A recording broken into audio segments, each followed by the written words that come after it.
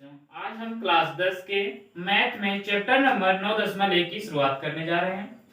जैसे कि हम त्रिकोणमिति पढ़े उसी के अनुप्रयोग के बारे में पढ़ेंगे। त्रिकोणमिति का अनुप्रयोग पढ़ते समय दो कोण का प्रयोग करना है, एक उन्नयन कोण और अगला अवनमन कोण। जब हम देखें क्षैतिज से ऊपर की तरफ देखने पर जो कोण बनेगा वो कोण उन्नयन कोण कहलाता है। जैसे कि ये प्रेक्षक की आंख हुई, इससे अगर हम ऊपर की साइड कोई वस्तु रखी है उसको देखेंगे तो उस वस्तु और क्षैतिज के बीच में जो कोण बनेगा वो कोण उन्नयन कोण कहलाएगा। उसके बाद अगर हम क्षैतिज से, जैसे ये प्रेक्षक की आंख हुई, अगर हम नीचे को देखते हैं वस्तु को तो उनके बीच में जो कोण बनेगा वो कोण अवनमन कोण कहलाएगा। ये वाला कोण अवनमन कोण हुआ। अब इसी के अनुसार हम क्वेश्चन 1 की शुरुआत। हमारा क्वेश्चन 1 है कि सर्कस का एक कलाकार एक 20 मीटर लंबी डोर पर चढ़ रहा है जो अच्छी तरह से तनी हुई है और भूमि पर सीधे लगे खंभे के शिखर से बंधा हुआ है। यदि भूमि स्तर से के साथ डोर द्वारा बनाया गया कोण 30 अंश हो तो खंभे की ऊंचाई ज्ञात कीजिए। जैसे कि एक क्षैतिज में हमारा एक खंभा ऊर्ध्वाधर खड़ा हुआ है और उसी के सहारे एक डोर बंधी हुई है। इस डोर की लंबाई 20 मीटर है और हमको ज्ञात करना इस खंभे की ऊंचाई क्या होगी, और जो इसके साथ कोण बना रहा है वो कोण 30 अंश का है। अब यहाँ से मान लेते हैं कि ABC एक त्रिभुज है। इस त्रिभुज में हमको ज्ञात करना है इस खंभे की ऊंचाई h का मान ज्ञात करना है। हम त्रिकोणमिति में पढ़े हैं कि कर्ण और लंब के रूप में कौन सा संबंध होता है। लाल बटे कक्का पढ़े हैं तो लाल बटे कक्का में हम जानते हैं कि पहला मान लंब बटा कर्ण साइन का होता है, आधार बटा कर्ण कास का होता है, लंब बटा आधार tan का होता है। तो लंब और कर्ण के रूप में हमारा पहला मान आया साइन थीटा। साइन थीटा मतलब 30 अंश, साइन 30 अंश बराबर में लंब बटा कर्ण। लंब का मान h है और कर्ण का मान 20 मीटर है। अब साइन 30 अंश का मान याद होगा 1/2 होता है बराबर में h बटा 20। अब हम इसका तिरछा गुणा करेंगे, h का 2 में गुणा तो ये हो जाएगा 2h बराबर में 20 का 1 में गुणा 20 हो जाएगा।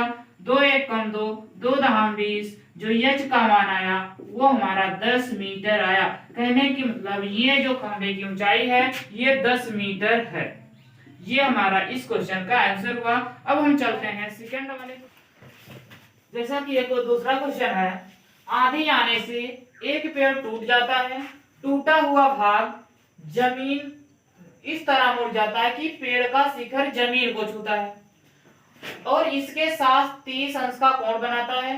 पेड़ के बाद बिंदु की दूरी जहां पेड़ शिखर को छूता है 8 मीटर है। पेड़ की ऊंचाई ज्ञात करना है। इसमें मेन काम होता है पहले फिगर को बना लेना। फिगर सही बना तो उसके अनुसार आंसर एकदम आसानी से आता है। जैसे कि है एक पेड़ था, पेड़ मानते हैं इतना ऊंचा था और ये आंधी आने की वजह से इतनी दूर से टूटा और ये टूटा हुआ भाग जमीन की तरफ इस तरीके से मुड़ा कि वो 30 अंश का कोण बना। मतलब जहां पे ये इसका शिखर जमीन को छूता है वहां 30 अंश का कोण बनता है। अब हम मानते हैं कि पूरा पेड़ इतना था, ये यहाँ से टूटा और जमीन की को स्पर्श किया।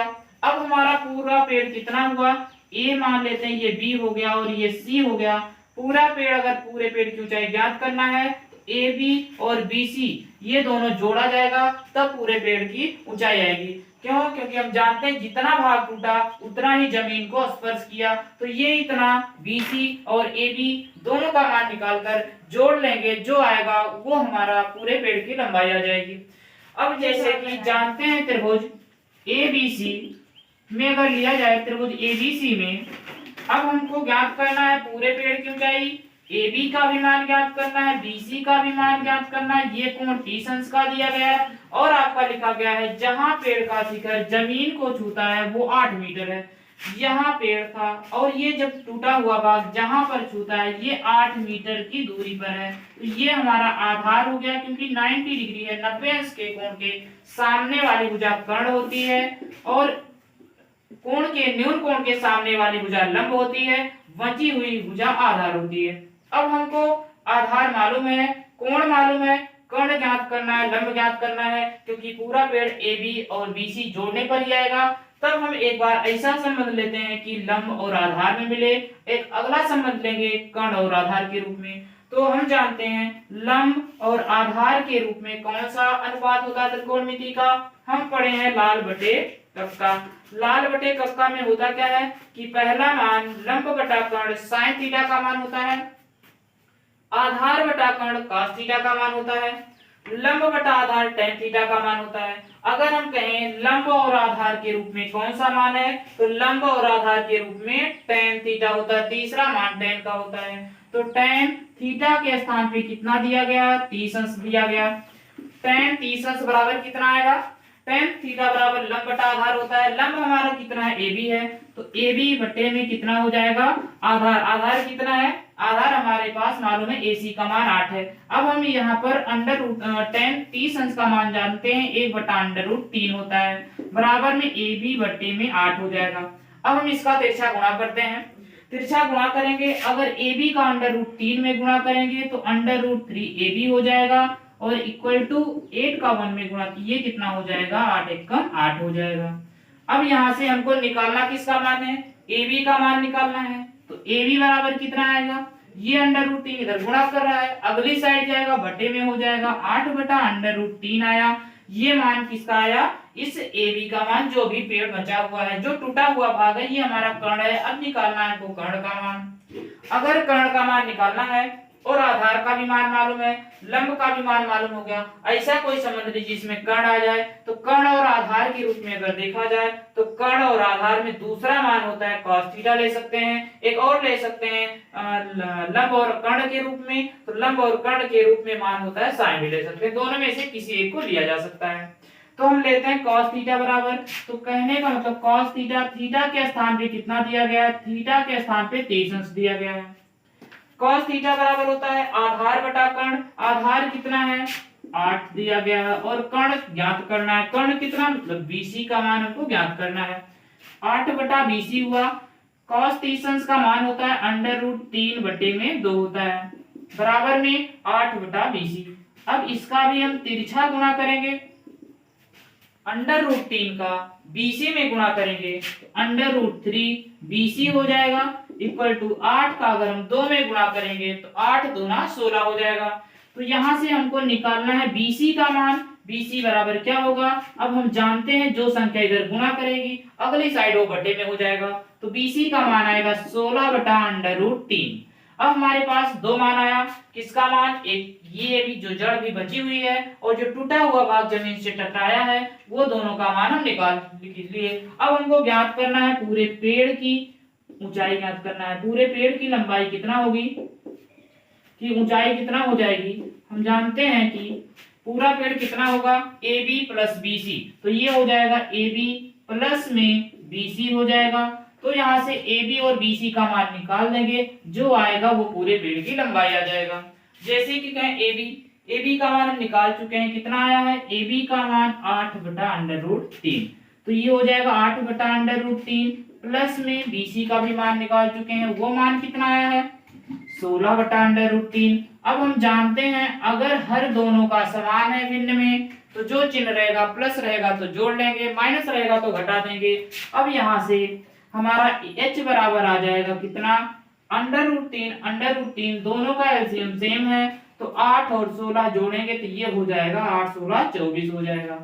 तो 24 बटा अंडर रूट 3 ये हम अपना आंसर लिख सकते हैं। लेकिन अगर हम हर का परिमीकरण करना चाहें तो यहाँ से हम अंडर रूट 3 से गुणा करवाएंगे और अंडर रूट 3 से भाग करवाएंगे, तो H बराबर कितना आएगा, 24 का अंडर रूट 3 में गुणा, तो ये हो जाएगा 24 अंडर रूट 3, अंडर रूट 3 गुणे अंडर रूट 3 कितना होता है, अंडर रूट 3 गुणे अंडर रूट 3 3 हो जाएगा।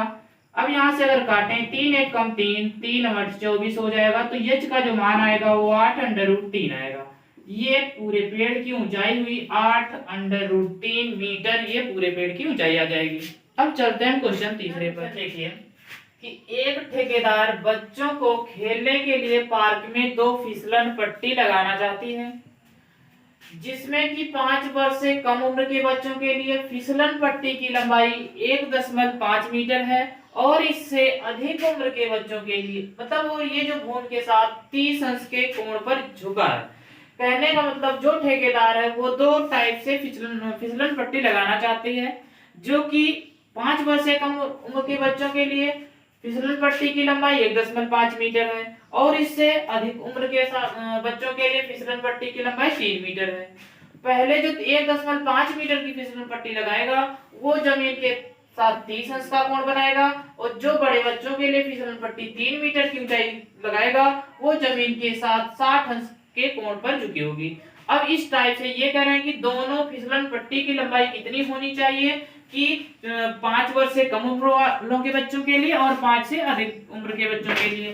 तो देखिए हम इस फिगर को पहले बनाते हैं। 5 वर्ष से कम उम्र के बच्चों के लिए फिसलन पट्टी की लंबाई 1.5 मीटर है, जो कि जमीन के साथ कितने अंश का कोण बना रही, 30 अंश के कोण पर ये झुकी है। तो ये ज्ञात करना है 5 वर्ष से कम उम्र के बच्चों के लिए फिसलन पट्टी की लंबाई ज्ञात करना। ये लंबाई हमको पता करना है, जिसमें से मान लेते हैं कि एबीसी एक त्रिभुज है जो कि इसकी ऊंचाई 1.5 मीटर है और जमीन के साथ 30 अंश का कोण बना रही है। अब हमको ये पता होना चाहिए कर्ण और लंब के रूप में कौन सा मान होता है त्रिकोणमिति में। लाल बट्टे कक्का से अगर देखा जाए तो पहला मान किसका होता है, पहला मान लंब बटे कर्ण साइन थीटा का होता है। तो लंब हमारा इतना है और कर्ण ज्ञात करना है। लंब का मान 1.5, कर्ण का मान ज्ञात करना है।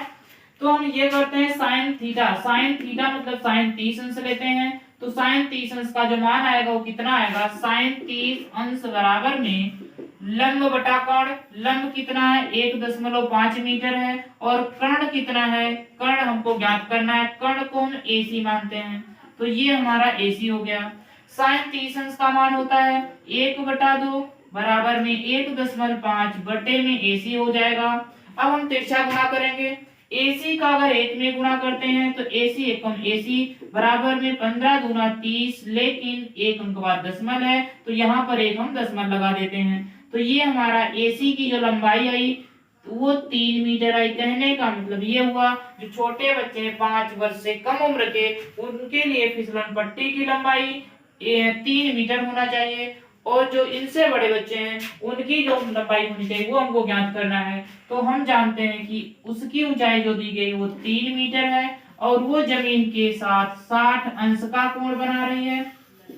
तब हमको ज्ञात करना है इस फिसलन पट्टी की लंबाई क्या होनी चाहिए। मान लेते हैं ABC एक त्रिभुज दिया गया है। इस त्रिभुज में इसकी ऊंचाई दी गई है 3 मीटर और ये कोण 60 अंश का दिया गया है। इसमें फिसलन पट्टी की लंबाई ज्ञात करनी है। कहने का मतलब कर्ण का मान ज्ञात करना है, क्योंकि ये 90 अंश का कोण इसके सामने वाली भुजा कर्ण होती है। अब हम कहें तो कर्ण और लंब के रूप में मान कौन सा होता है, ये क्यों लगाया जा रहा है, क्योंकि हमको कर्ण ज्ञात करना है, लंब दिया गया है। दोनों में संबंध देखेंगे तो यही होगा साइन थीटा बराबर लंब बटा कर्ण। तो साइन थीटा मतलब साइन 60 हो जाएगा, क्योंकि यहाँ पर कोण कितने अंश का है 60। इस वाले में कोण 30 का था, इस वाले में कोण 60 है। साइन 60 बराबर ये हो जाएगा लंब बटे कर्ण। लंब का मान 3 दिया गया है, बटे में कर्ण हमारा कितना है AC है।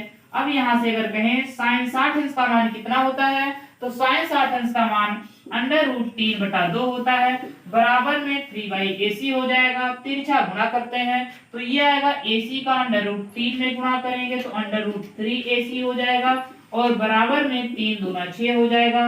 तो AC का जो मान आएगा वो कितना आएगा, 6 बटे में √3 हो जाएगा। अब हम यहाँ पर हर का परिमीकरण भी कर सकते हैं। √3 से ऊपर गुणा करेंगे और √3 से नीचे गुणा करेंगे, तो ये हमारा AC का मान आएगा। 6 का √3 में गुणा करेंगे तो 6 √3 हो जाएगा, और √3 गुणे √3 हम जानते हैं संख्या पद्धति क्लास 9 में पढ़े हैं। किसी भी संख्या को अगर रूट में 2 बार गुणा करते हैं तो वही लिख दिया जाता है। √3 गुणे √3 3 हो जाएगा, 3 एकम 3, 3 दूना 6। कहने का मतलब ये AC का जो मान आया वो 2√3 मीटर आया। बड़े बच्चों के फिसलन पट्टी की लंबाई 2√3 मीटर होनी चाहिए और छोटे बच्चों के फिसलन पट्टी की लंबाई 3 मीटर होना चाहिए। ये हमको ज्ञात करना था। दोनों में बड़े बच्चों की फिसलन पट्टी की लंबाई आई और ये छोटे बच्चों की फिसलन पट्टी की लंबाई आई। अब जिसको ये क्वेश्चन दिख नहीं रहा होगा तो यहाँ पर हम एनसीईआरटी बुक का तीसरा क्वेश्चन पढ़ा रहे हैं, उसमें से बुक से भी देख सकते हैं। और जल्दी अगले दिन हम अगला वीडियो पढ़ाते हैं।